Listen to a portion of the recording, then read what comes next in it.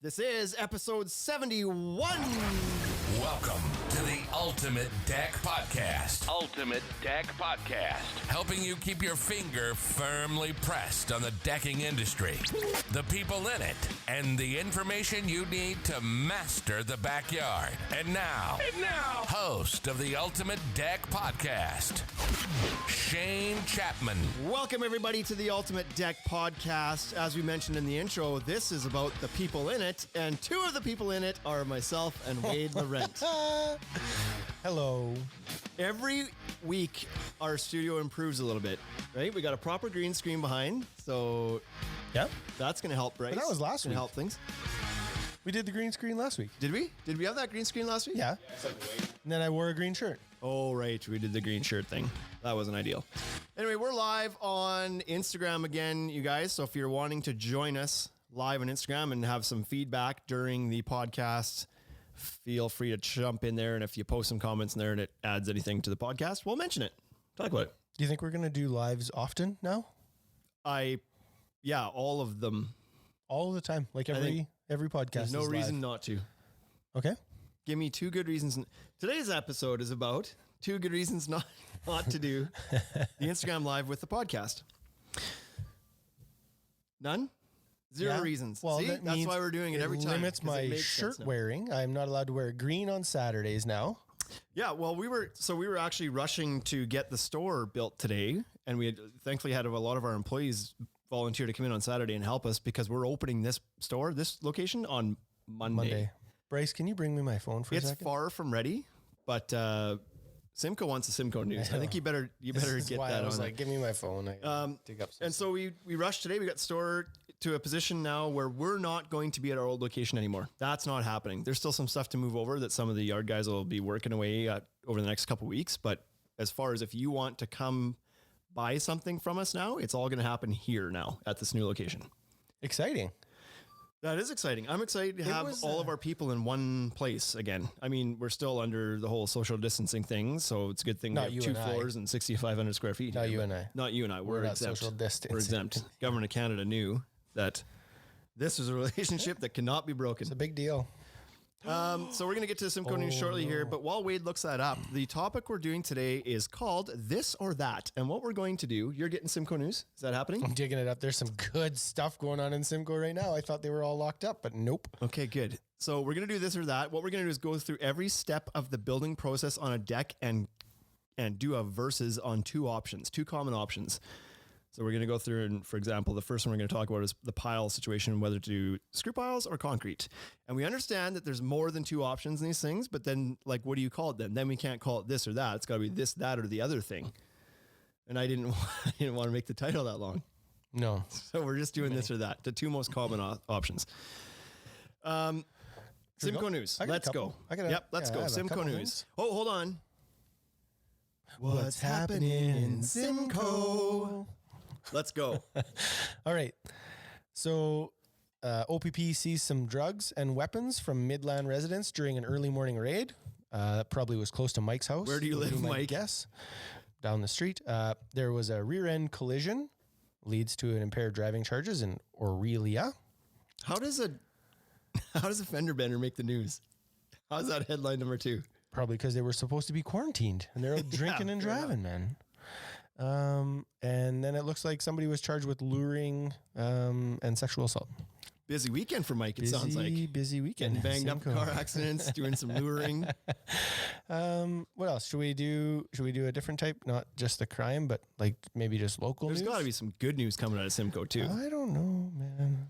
Like you dug right for the dirt there. Yeah, I think like, hey, if it bleeds, it leads, man. That's what happens. Fair statement. There's a Midland King Street reconstruction project about to begin on March 30th. That will be exciting.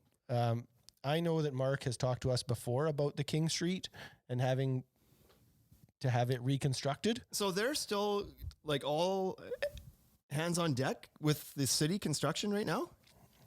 You know what happened in Regina the other day? They laid off 3/4 of the staff, the city workers. Because we take it seriously. Yeah. So anyways, that's Not what's like New happening York City. in Simcoe County this week. Exciting week. No mention of coronavirus there at all. So that's Well, good. that's not true. They closed their skate parks and they closed the basketball courts and, All and the other parks are now outdoor closed. areas. Yep. Right? That's pretty much Okay. par for the course now. Yeah, good. So in Simcoe. today's world. So let's get after this topic today. 5 minutes in, that'll make some people happy. This or that. We're going to discuss the two most common options at each stage of the building process and discuss the pros and cons, maybe what we prefer, and hopefully people value our opinions enough to think that this is a good idea. Some do.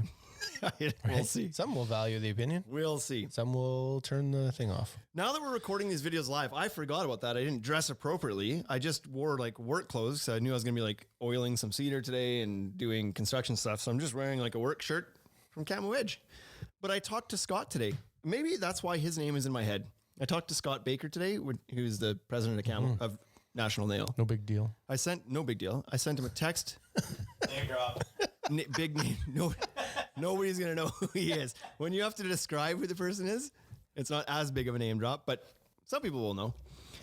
But anyways, he's such a great Camo? Yeah. Well, I know the president. that guy? I talked to him. Yeah, we're on a text relationship. It's not even true. I texted him and he phoned me immediately and it caught me off guard because I texted him in the drive-thru of McDonald's. I was like, hey, Scott, just checking in. How are things? Hope family's well. Hope you're like doing okay during this time. And then all of a sudden, it starts ringing and I'm like, and I'm like waiting to pay for my coffee. I actually didn't want to talk to you. That's why I texted you. It was Please like, text back. It was like I had just texted him 10 seconds before, so he knew I was seeing him phoning.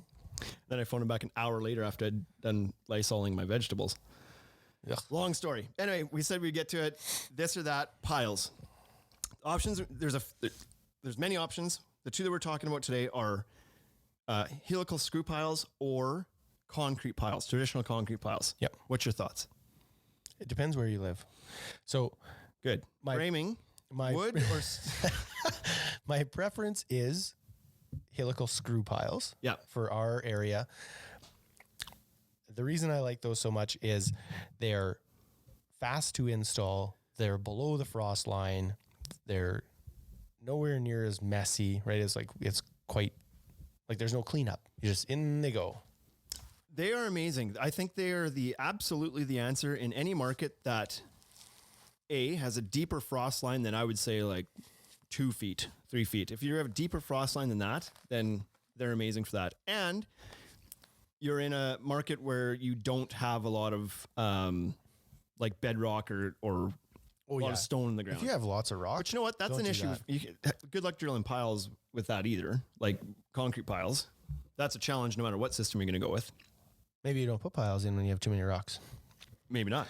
Anyways, it also depends when the piles go in. So I do believe that if you're building your house and you know which concrete pile, like you know the shape of your deck and you know where it's going to go, and the people that are drilling the piles for your house foundation can do the deck piles at the same time, then go for it. You might as well. Do the concrete piles. Put them all in the same piles. Because he or she, whoever it is, has a bobcat or a machine there to remove the soil that gets dug out from the hole, and they're pouring concrete and there's tons of it for the foundation. So just get it done. And maybe we should take a step back here and not assume that everybody that listens to this podcast knows what a helical screw pile is. Maybe we should explain that a little bit. So a helical screw You pile. think they have the internet? Probably. Okay. Framing. Do you know how to bake a rye bread? Yep. No, you don't. Yeah. But I could Google it if You I could.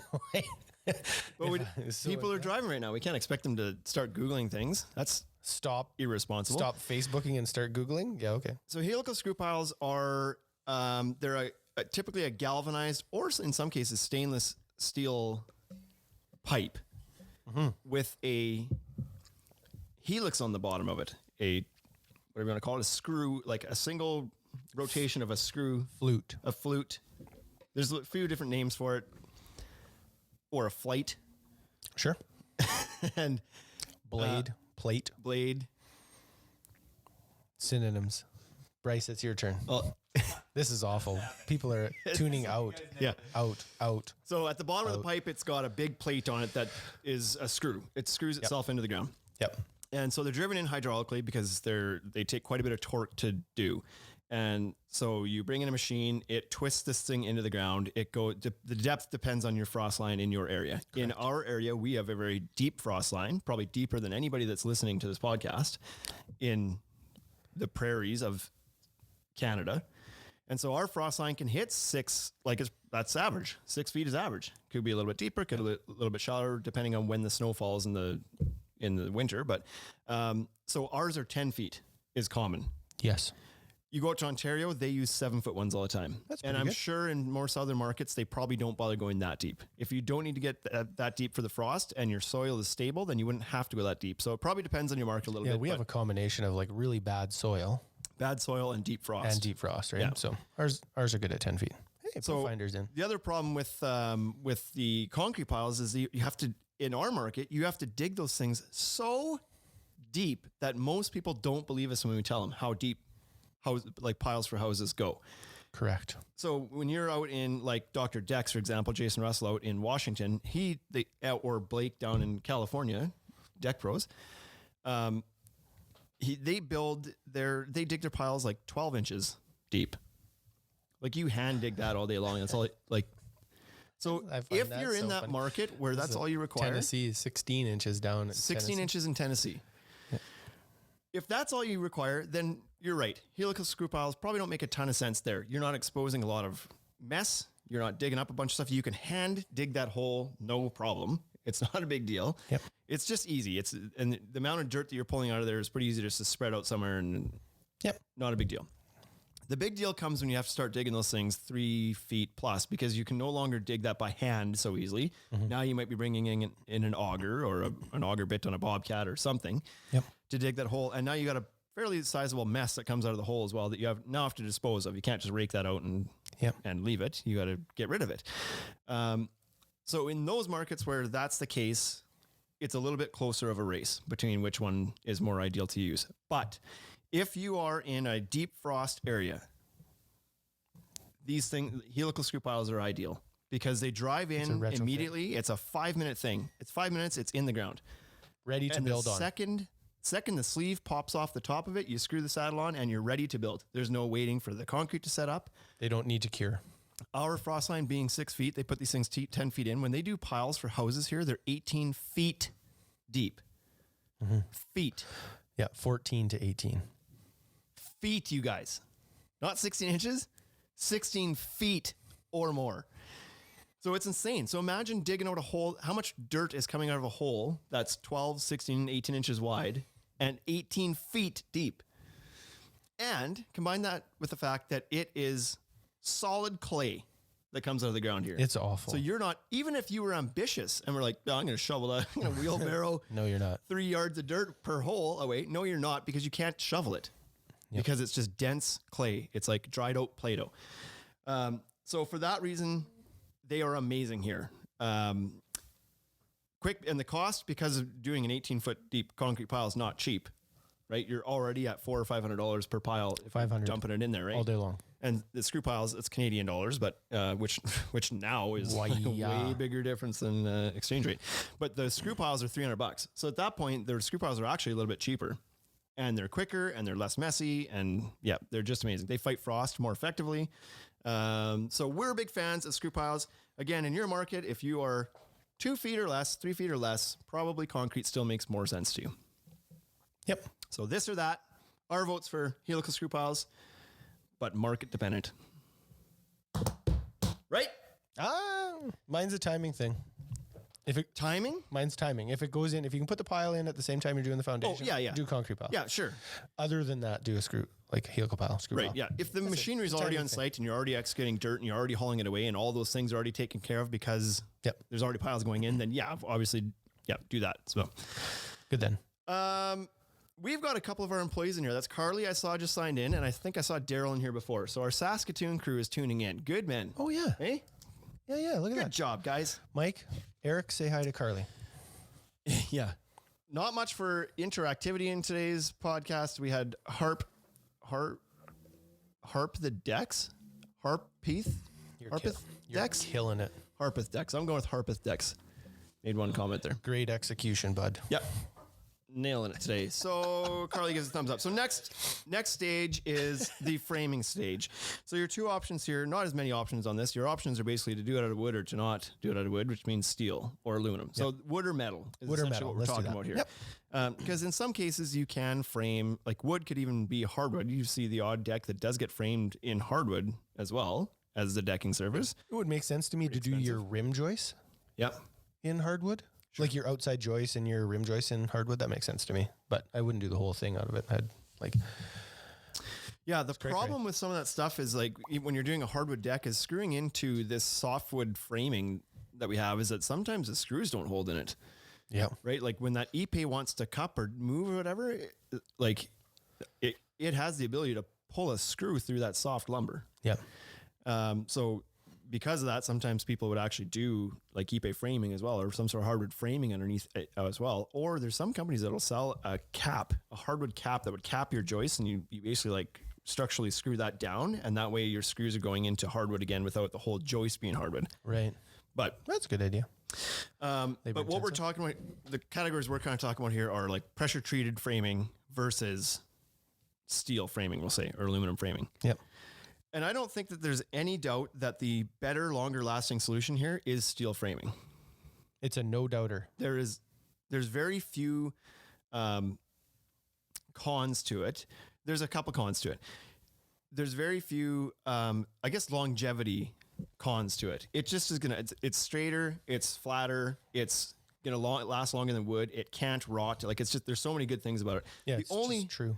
Only knocks on it are it is still a bit more pricey. Yes. And guys aren't familiar with working with it is the biggest hurdle. It's a new set of tools.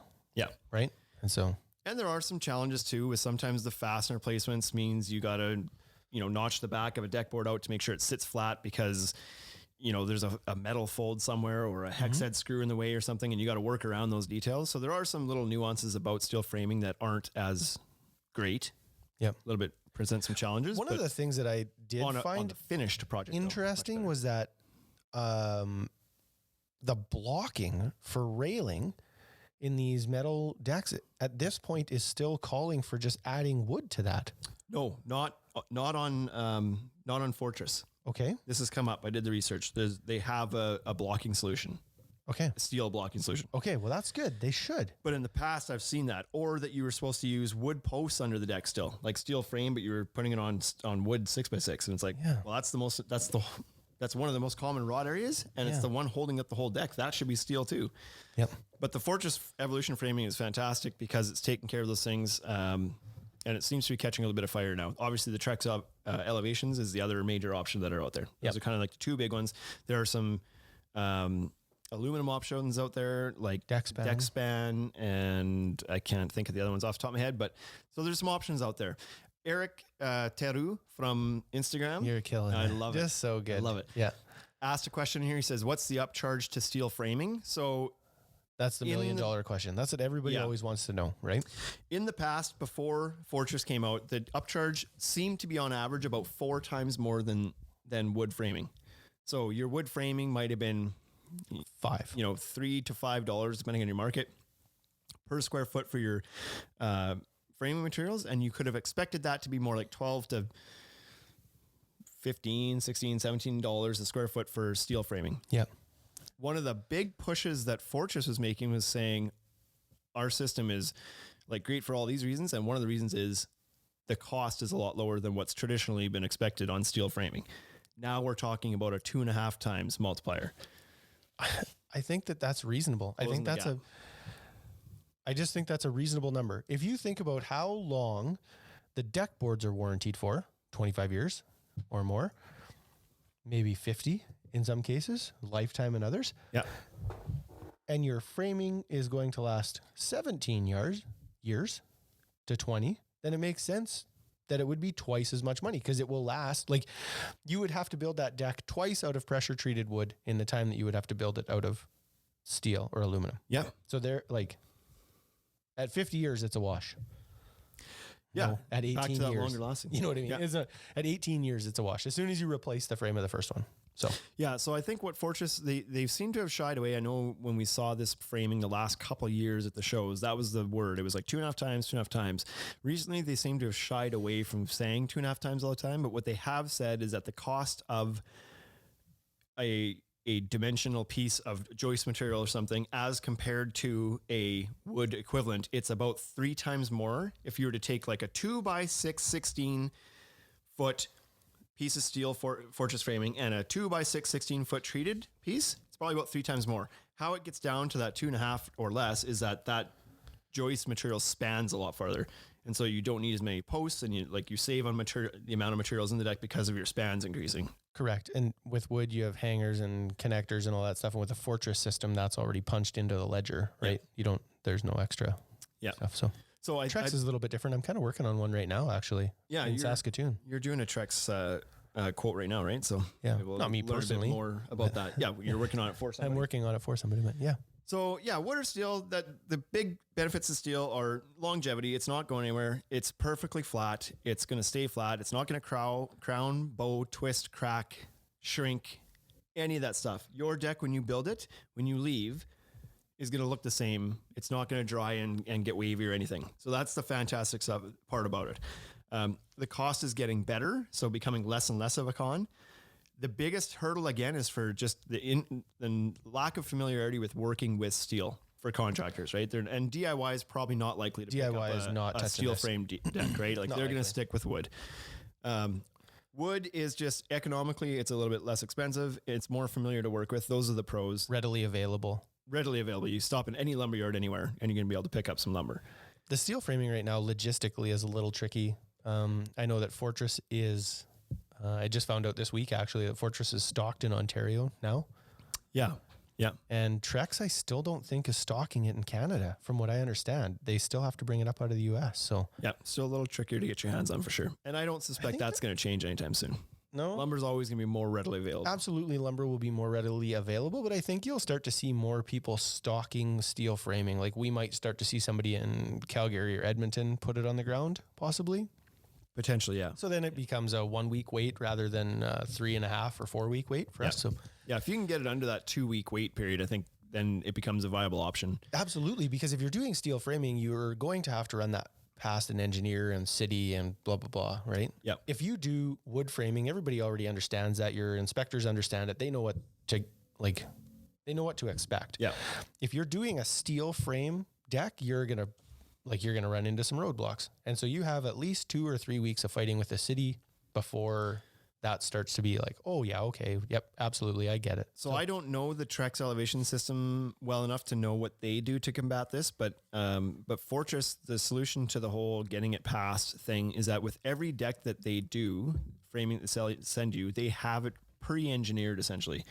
So when the plan gets sent to them and they come up with their cut list or whatever of materials, they then send that to an engineer that they've got a contract with who stamps it and approves it, that you can then take that and deliver to your building inspector. And so the last time we had talked to them, they said that they had one engineer in Calgary and one in Ontario somewhere.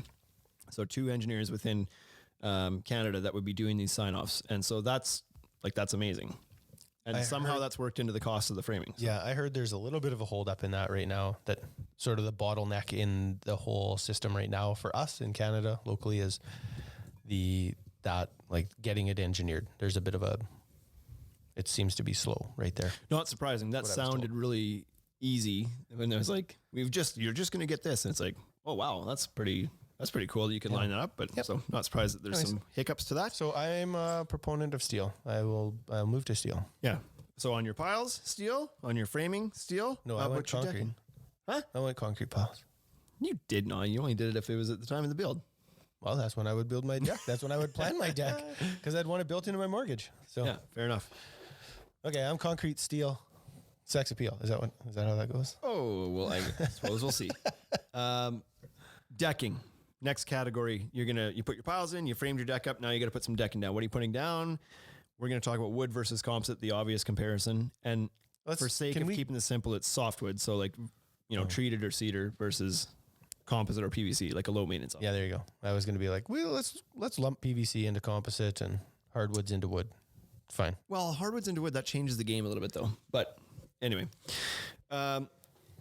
So the pros for doing a wood deck are obvious. Again, it's cost. That's not the case though if you're doing hardwood. So that's where if we're going to include that, it becomes a little bit tricky now. Hardwood's out. We won't talk about hardwood. It's its own beast. So cost. It's cheap. Wood is cheap. It really is, especially if you get it at Home Depot. Yeah.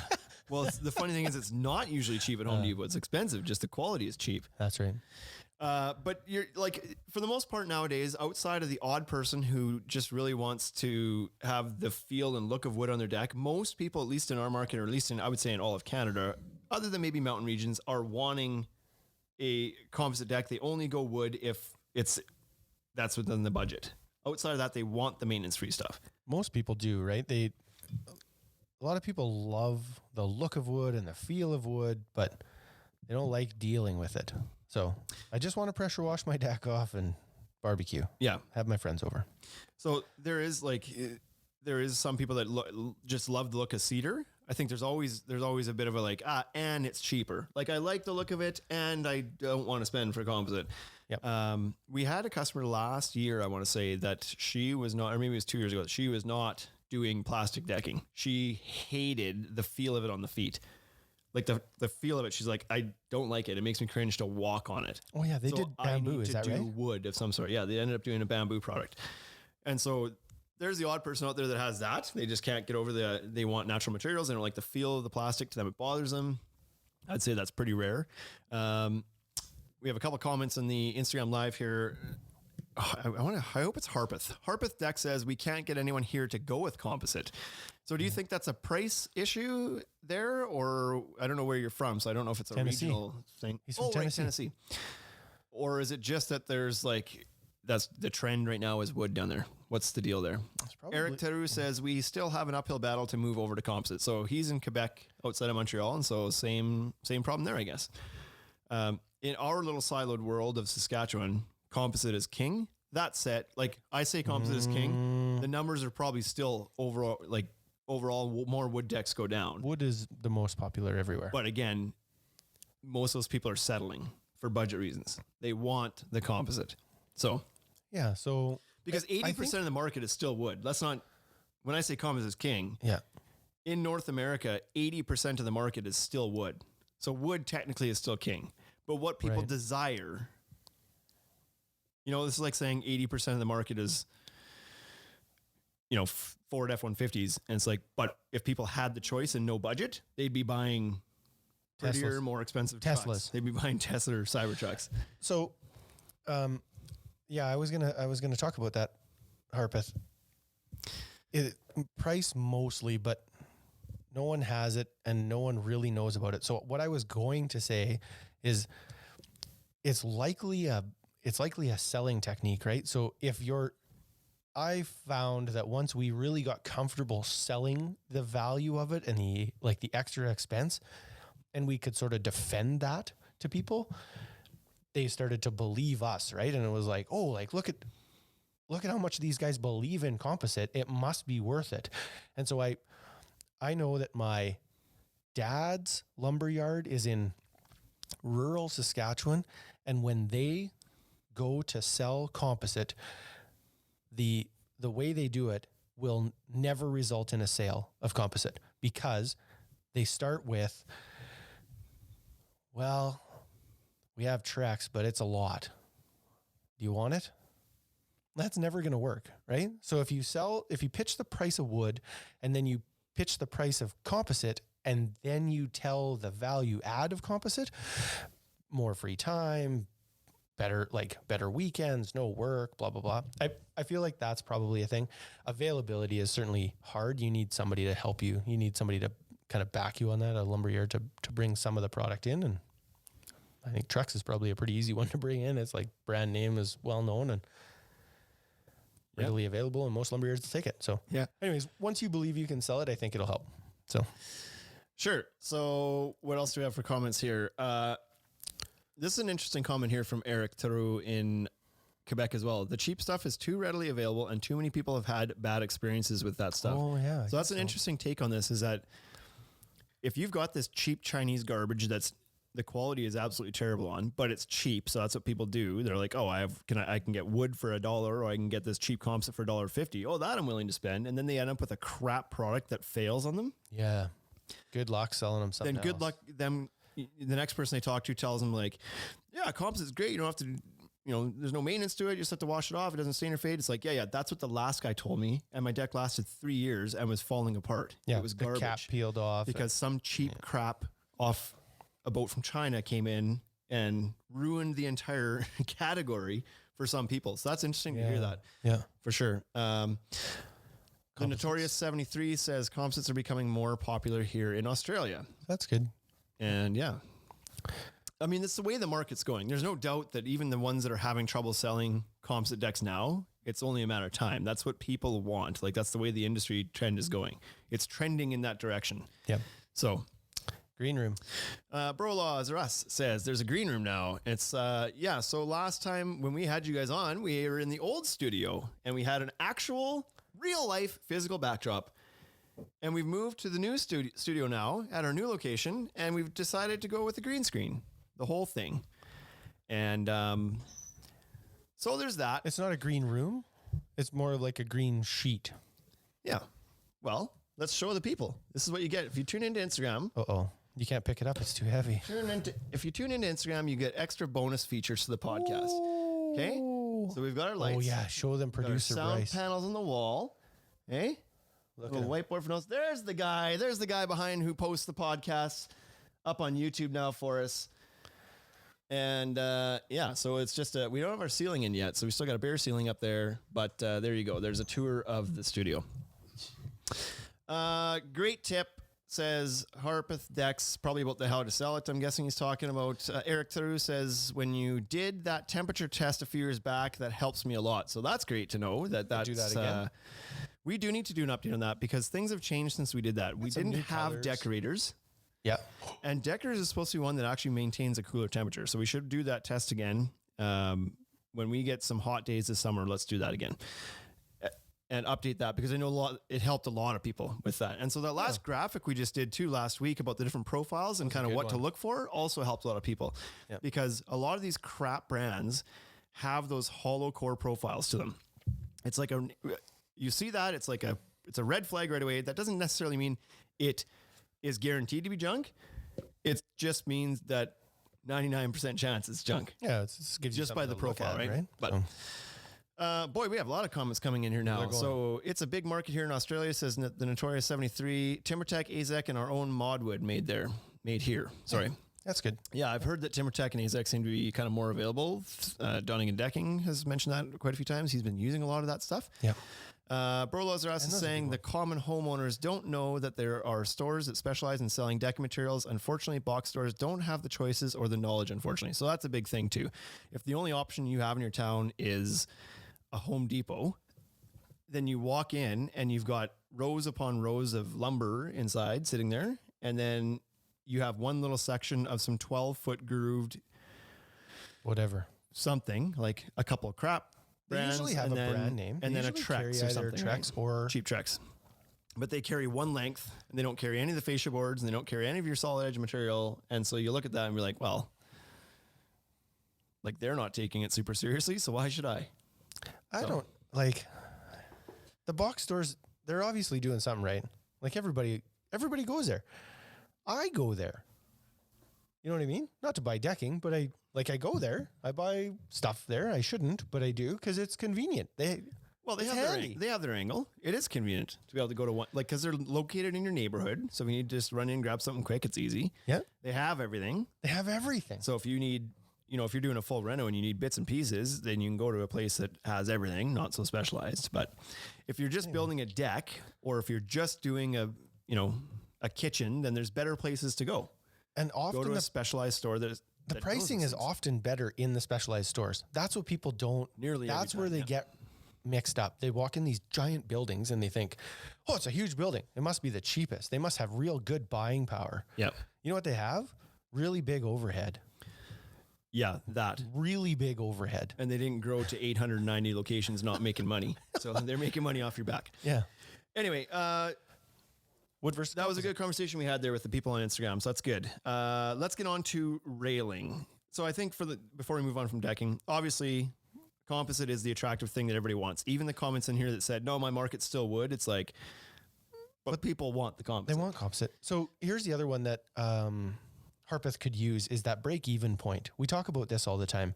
Yeah. And the price for composite versus wood, we have heard, I've never done the actual math on this, but I've heard that if you maintain a wood deck the way you're supposed to with proper treatment each year, staining, sanding, blah, blah, blah, at 9 years, you've reached a break-even point for the price of your composite. Wood takes you 9 years to get their composite all up front. And so if somebody plans to be in the house for more than 9 years, that could help him sell that, right? And just be like, here's some of the benefits. Yep. So Yeah. that's it. Yep. That was my final thing. I vote composite. Yeah. I have composite on my house. Yeah. I vote composite as well. I have my deck in my backyard's composite. My porch in the front that was built with the builder is treated. It doesn't bother me that it's treated. Like when I did my deck in the back, I thought, oh boy, I should replace the front too so that it's all the same and it all matches. And I didn't, but it doesn't bother me that the front's like, does it look as nice? No, of course not. Has it cracked in places and whatever? Yeah, it has. Like it's doing what wood does. Yeah. So if I had the choice, if my porch hadn't been built by the builder, I would have done it in composite. Yep. But anyway, there was another point I wanted to make there. And now it slipped my mind and I can't think of it and it's going to bother me. But anyways, Are you talking about fasteners maybe? no, Okay. but there's some definite benefits for composite too for fasteners, right? Hidden? If we want to go there. Yeah, they're hidden. Railing. Aluminium. Aluminium versus composite. This is one of those categories here where it's like Composite. you can't say these right because Aluminium. half your audience is from Australia and half of it's Well, that's why I went with it. and half of it's I sold it. three halves. And the other half. Canadians say aluminum and composite. It's actually Australians spelt, say it's actually spelt different. aluminium and composite. Americans say aluminum and composite. Yeah. No two of us are the same. I think Australia is aluminium, or is but that just the UK? No, that's Australia. Right, Australia? And they spell it wrong too. Illuminated Balustrade's in here too, and he's Australian. All right, he's glass rail. So aluminum versus composite railing. So these are the kind of the big maintenance-free options in our market and in most markets, at least in North America. Wood railing is really starting to go by the wayside. You're certainly not going to do wood railing if you have a composite deck. Pretty rare for that to happen. And a lot of the time now, even when you're doing a wood deck, people are doing aluminum railings or composite railings because when it comes time to maintain things, it doesn't take that much effort to oil a wood deck, the decking. You did that today. I did that today. It didn't take that long. What's that? Aluminium. Aluminium, that's how Australians say it? Yeah. Okay, we got confirmation right from here. producer Bryce. Well, illuminate. Correct. Yeah, we got confirmation from the IG now too. Yeah. It doesn't take long. Like that little deck down there is only 90 square feet or whatever, but it probably didn't take me more than 20 minutes to do it, right? Once you get the oil out and you just, get going, it doesn't take that long. No, it's quick. What does take long is oiling little bits and pieces like the railing balusters and posts and underneath the top rail and underneath the bottom. Like that's a pain in the ass. Yep. And so a lot of people are saying like, yes, I'm going to save money on the decking. I'm okay taking care of that, but I still want some sort of maintenance-free railing. And these are the two major categories of it. Yep. I think the actions of the big brand in the last couple of years is telling you which way the market is going. Okay. Right? Like we have Trex and TimberTech and Fibron that have always made composite railings. That's been their thing for a long time.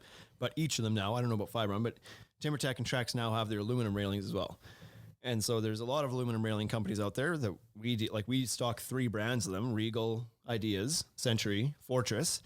And now TimberTech and Trex have their aluminum railings. And of course, there's all sorts of brands down in the States too, whether it's, Westbury or there's Ultralux or like there's tons and tons and tons and tons, Yep. tons of. Can anybody else hear it? Brolaz, can you hear what we're saying? That awkward moment. Why are you asking Well, that? because the next guy below that, read the comment below that. He says he can't hear it. The awkward moment I'm contractually not allowed to chime in. Yeah. Brolaz or Regal. Regal Ideas. That's You it. got that. Go ahead. We sell it. It's okay. Yeah, you can hear us. So maybe just the one guy can't hear us. Yeah. Okay. No. So I am a big fan of aluminum railing. Why? Well, because it's a simple install is the biggest reason. It's more simple and quick to install than composite is. But also I think it's stronger.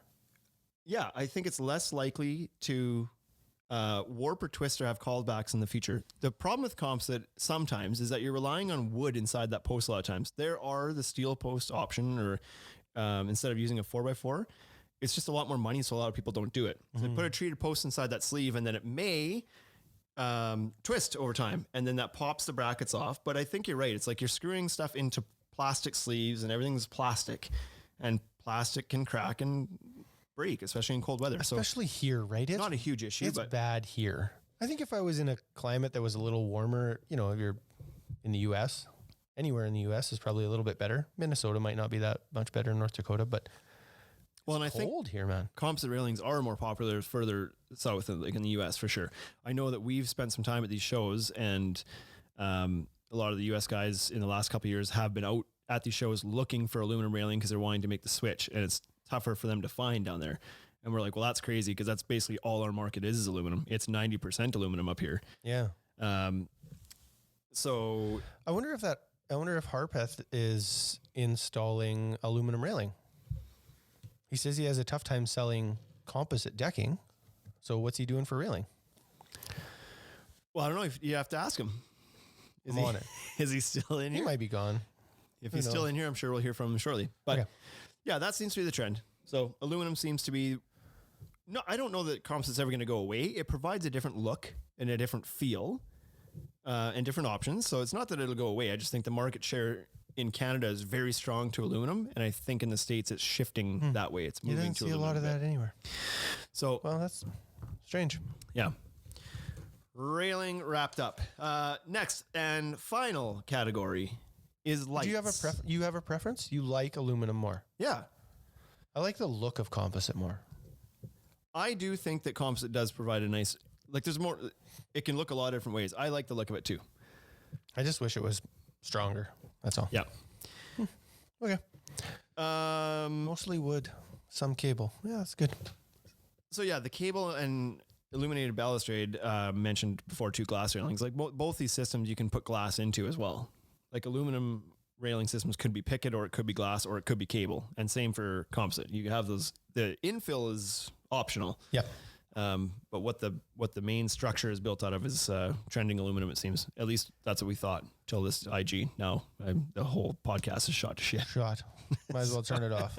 Straight to the whiskey. Final category we're going to touch on today is the lights category. And this is not a this or that so much as to whether there's two options. It's just whether you should do them or not.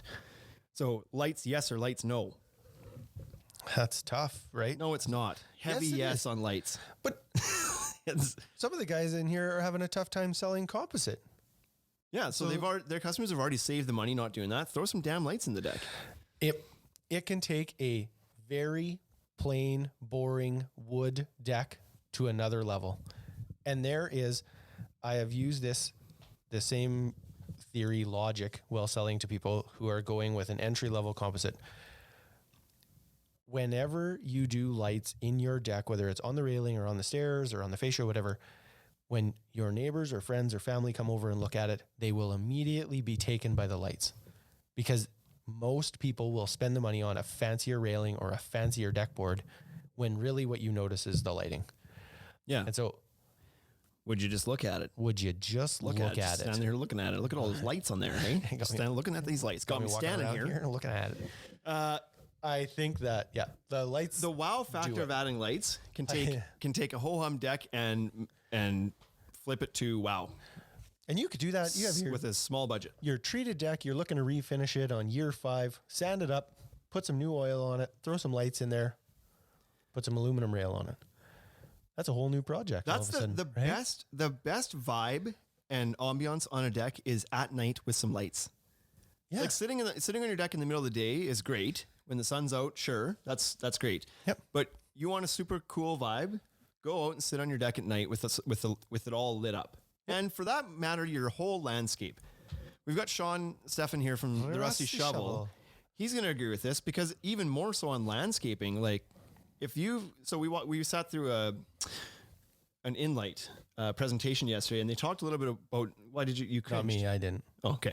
They talked about like layering lighting and stuff, and how many different effects you can get with lighting. And you don't even understand it really until you hear somebody who's passionate about it describe the different design features that lights can provide. It's not just like light or no light. It's like talk about shapes and beam angles and shapes of light and layering lights and different glows and different temperatures and all this stuff. And it's all can create a different vibe. But so the moral of the story is, though, even a little bit of light goes a long way on a deck, even just to light the stairs. Even if it's for safety, it's not a terrible idea to put some lights in the stairs. But where I think it really shines is when you start lighting things that you don't think are worth spending money on, like lighting the foliage around the deck or something with some downlighting off the deck. Like, that's cool. That gives it a super wicked vibe. Having the railing lit up, if you have an aerial structure, up lighting underneath that aerial structure, just like, I don't know. It's the other way you can sell the lighting is that you can kind of guilt people into it and be like, yeah, it's okay. Like, if you want your mother-in-law to fall down the stairs because she can't see them, you should let her fall. That'll be fine. 100%. Let's go back to the comments because we have a few rolling in here. Brolod says, yes. I'm assuming that's about lights. Lights. Let's do it. Lights. Everybody put the lights in. No surprise that illuminated balustrade is a big fan of lights. They've got lights built into their railing. Strange. Didn't see that coming. It's in the name. Lights always. It's the difference between a good and a spectacular deck at night. That's absolutely like true. A deck without lights at night is not really even that useful. Nope. Like, you don't want to just flip the porch light on. They're always so that's bright. Not a great vibe, right? Yeah. Eric Teru says, he didn't say adjusted at all. I've suggested to a client lesser board to put money on the lights. Yep. So yeah, to a certain extent, right? We would never suggest somebody goes to the crap composite that's falling apart that you're mentioning there, but sure, go down to a Fibron Good Life board or a Trex Enhanced board you're still getting composite, you're still getting fade and stain, you're still getting the warranty, you're still getting a good brand, but you're saving the money and you can throw $500 or $800 or $1,000 at some lights and really flip the switch on your deck. Yep. Literally. That was a great pun. I didn't even mean to. So I believe that I would tell people, as the Brolaws have said, pressure treated floor. I would tell somebody to do pressure treated over the cheap Chinese stuff. Oh, You know what I mean? Is it's like, just do it, or a cedar deck. You know what you're getting with a treated deck, at least. Yeah. But that cheap Chinese stuff doesn't provide you the benefits that you're expecting out of composite. Correct. It may have a fade or stain warranty, potentially, usually not that long, but the problems that we've seen is structurally it's not good. It's awful. And like it scratches super crazy easy. And if it does have a cap on it at all, it peels super easy. Sean's just here for the shout out and we gave him that. So peace out. I actually gave you a shout out and ban. I actually gave you a shout out today. I had a customer in the store that was looking for a stone fireplace. And he was like, I want to do a stone fireplace. And it's going to be a big one. And it's going to be out of, what are the two landscaping? Barkman. Right? Barkman concrete. Yeah. So he wants Barkman. And I was like, that's not what you want. You got to go talk to Sean at the Rusty Shovel because he sells. Barkman? Nope. He doesn't. Belgard. He sells Belgard. Yeah, sure. And so I sent him. He won't be there today because you're closed, obviously. And yeah. But anyways. Well, good. He's on his way. He'll come. Makes a mediocre project look high end, says Sean. Yep. Exactly. It really does. Brolaws is peace out. He's got stuff to do. Belgard. I'm a big fan of absolutely do lights. I think this is the one I'm probably most passionate about. It's not a this or that. It's a you should just do it. Do it. It's like Nike. Yeah. That said, I don't have lights on my deck yet, but I want to. It's only because I'm not done it yet. It's only been year 3 since I built it, so it's not done. It's yet. not that you haven't purchased lights. You have somewhere near you have thousands of dollars worth of lights here though. Yeah, they're here in the shelf. I gotta just gotta move them and put them in. You gotta sell them to somebody. So that's our first edition of This or That. I don't know. It's a catchy little title. Maybe we should do this with other things. I don't know what. Yeah, what else would you do? I don't know. But anyways, piles, framing, decking, railing, lights. Those are your kind of primary categories. Those are your options. If there's any more questions that need to come in from Instagram, you better do it fast because we're piecing out of here. We got stuff. Did you see that I messaged a guy yesterday on Instagram? So he had listened to the last one where you had asked, it was like just a Q&A, right? It was like, send some questions. Oh, So- I did see that, but your response was massive, and I didn't feel like reading it at the time, so I passed. No, and I put it in. back to it later. I put it in an audiobook form. You can listen to it on the way home. I bet. Anyways, so where I'm going with that is he didn't get in on the live. He asked the question after. We still answered it, right? And so Yeah. Anyways, it was good. I like answering those questions. It's fun. Send more questions. Oh, the good story. Send more questions. I thought you were gonna. What was the question and what was the answer? You said don't set the stage and then close the curtain. You said You got to. anybody Let here it want to play out. ask more questions, and I was saying doesn't matter. You don't have to ask it here. You just ask it anytime. Oh, okay. We'll answer them whenever. So you weren't telling the story. It was the moral of the story that you were getting to. It's always deeper with me. You Shane. can always ask. Harpeth Dex loved hearing y'all's opinions and knowledge. Well, we appreciate you listening. Yeah.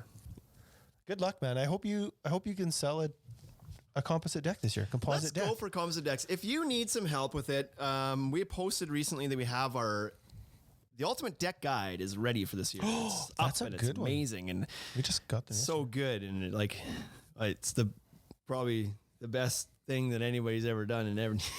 I have to pump it up because it took me so long to do it. Oh, I thought you were gonna do that in the Trump voice and be like, "It's the best catalog of all Just catalogs." tremendous. But it's good and it's a good guide. Our contractors like it. It's a tremendous guide. People buy decks. It's the number one guide out there.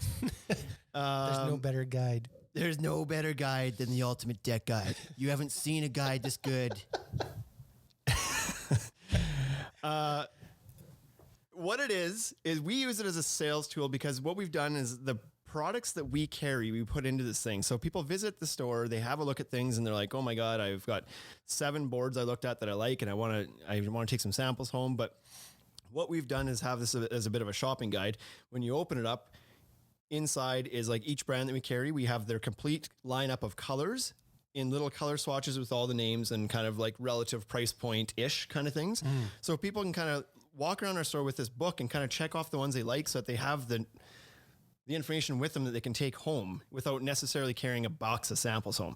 And then they've got some pictures of different railing styles that we carry and some other products that we carry, all within this handy little guide. And then on the back, a spot for some notes and whatever that they can take along the way. So it just helps them to kind of like somewhere to put all the information that they're trying to walk away with out of our store. So this guide can be helpful for contractors too. They love it because they take these things instead of 6 contractor kits to somebody's house. They can take this little guide and leave it there with them. Put their name on it, stamp their name on it, whatever, and leave it with the homeowner and be like, here's the different options. And there's a little bit of tidbit of information about each brand. And here's the different railings things to consider. So it's a product catalog, but it's a handy product catalog. And so if anybody wants a copy of that, just let me know. We're going to have a digital copy you can download. But if you want a physical copy, I'm sure there's a way we can get one to you as well. What's his mail? We could mail them. Somebody asked. That still exists. Somebody asked what program we used to do it. I did it all in Photoshop, rightly or wrongly. Wrongly. It was done in Photoshop. Based on the time that it took you to do it. There's got to be a more efficient way to do this. Listen, a guide this good isn't made overnight. You can't just go all willy-nilly. It's tremendous. Can I have a bilingual version? I suppose if you can... Nope. No. No, you can't. I You'll can have send you to- the soft copy, and if you can find something that'll translate it for you. Yep. But the English version took me 80 hours. The French version would be significantly longer. You could give it to JJ. Yeah, somebody can translate it. Not me. Thank you guys, everybody, for tuning in on the podcast, tuning in on Instagram Live. It's always fun to get the feedback and kind of give us some feedback on whether you even like this format. I know it can be a little bit weird listening to the podcast and not being involved in the conversation that we're like talking to our phone on here. And I'm just wondering if that works for people. So if you give us a yes or no, if you like the whole tuning into Instagram Live and hearing people's feedback and the two-way conversation that's happening through Instagram Live. If you like that, let us know. If you Or don't, how we let could us do know. better, right? Yeah, we're just trying to do some more interactive, fun things with the podcast. So we enjoy it, and so I'm hoping that the people that are listening to this also enjoy it. Take care, everybody. Stay safe. Obviously, we're still getting through this situation. Stay home if you can at all help it. And the sooner that we can kind of get past this stage, the sooner we can get back to everyday life and get out there building decks and get our businesses back on track. So that said, Wade and Shane out until next week. Today.